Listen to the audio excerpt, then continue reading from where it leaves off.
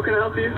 So 2 jalapeno, 2 turkey, and a buffalo. Order whenever you're ready. A number 5 classic. Did you want to add extra meat to that for $1 more? Number 1, curly fries and a strawberry lemonade. When you're ready. All right, see you at the window.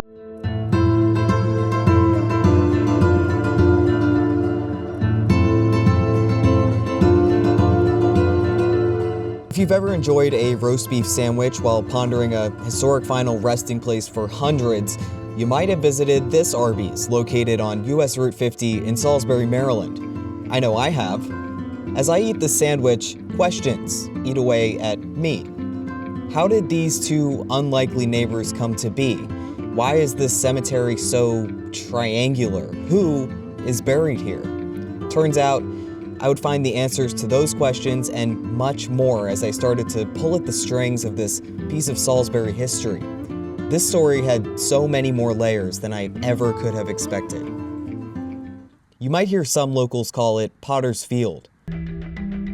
What is a Potter's Field, and why is it called that? Historically, Potter's Fields have served as a place of burial for unknown, unclaimed, or people who have been living in poverty. The term finds its roots in the Bible, referring to Akeldama, or field of blood in Aramaic, storied to have been purchased after the suicide of Judas Iscariot by the chief priests of Jerusalem. They're said to have paid with the coins that had been paid to Judas for identifying Jesus, and used the land to bury strangers, criminals, and the poor, as the payment to Judas was considered blood money. Before the land was used as a burial ground, it had been used by potters to collect red-colored clay, giving us the name Potter's Field.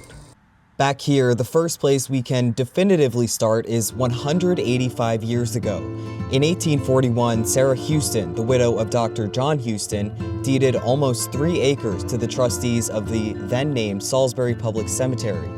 Dr. Houston was once the owner of the nearby Poplar Hill Mansion, owned slaves, and died in 1828. We'll get back to the Houstons in a bit, but in 1846, the land would be handed over to the town's commissioners through an act of the state legislature, with the caveat that they must raise the money and help necessary for upkeeping the burial ground. More than 100 years later, US Route 50 would come roaring into town. Time for some highway history.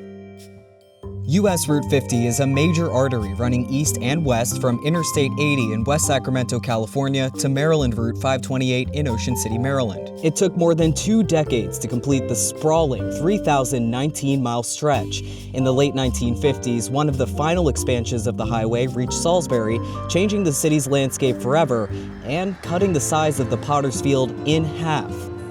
The cemetery wasn't the only thing bisected by the construction of Route 50. Salisbury's Georgetown was the city's most prosperous and prominent black neighborhood and business district. These communities surrounded Johnson Pond and were destroyed with the paving of the highway. Hundreds of residents were displaced and black-owned businesses demolished. Thankfully, community hubs like the Chipman Cultural Center and Billie Jean Jackson Senior Park helped to hold some of this heritage together today.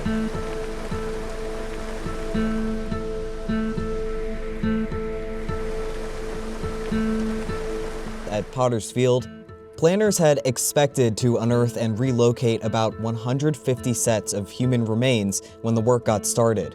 The work was grueling, and some workers, quote, would come home at night just sick because of what he had been going through during the day, finding remains and picking up bones.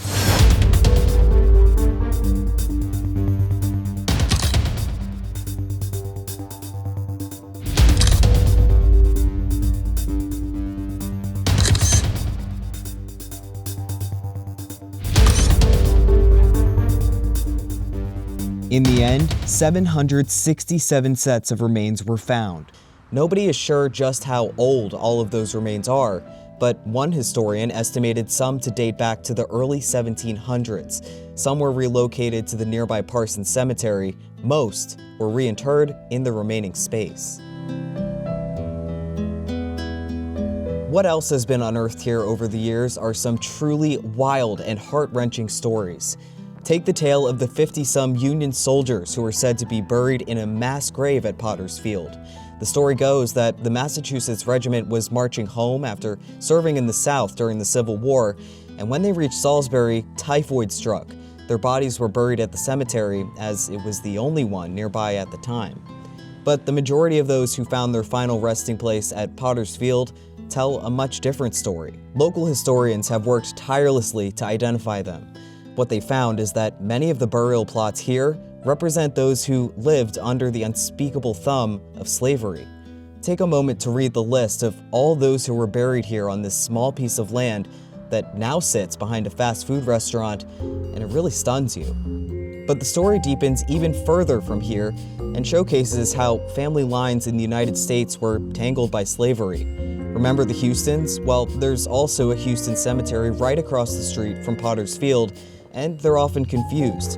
In 1901, black leaders purchased the land to use as a multi-family burial ground. Solomon Houston was one of them. His father, Levin Houston, was enslaved by Dr. John Houston and freed when his owner died. Levin was able to purchase the freedom of his wife Esther and his daughter.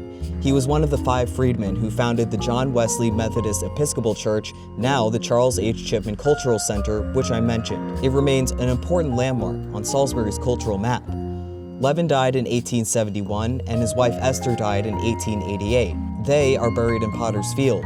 Solomon and other members of his direct kin are buried in the Houston Cemetery. And as this 2006 Daily Times article about a more recent revitalization effort points out, there are whites and blacks buried in Potter's Field, yet only blacks buried in Houston Cemetery. There's also a mystery to add to the confusion: why is Levin Huston buried in Potter's Field? To this day, local historians aren't sure exactly who owns the Houston Cemetery. In 2016, a local Boy Scout earned his Eagle rank by cleaning up Potter's Field, and the nonprofit Coalition to Protect Maryland Burial Sites is working to preserve Potter's Field along with others like it in the state.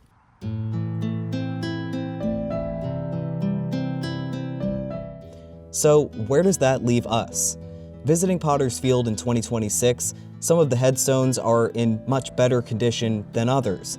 The metal markers that show where the reinterred remains rest are mostly unreadable, except for a few. Signs try to express to visitors the heartbreak, the love, the forgotten and unforgettable, the injustice and triumph, the death and life that remains here. But I don't think they do all of that justice.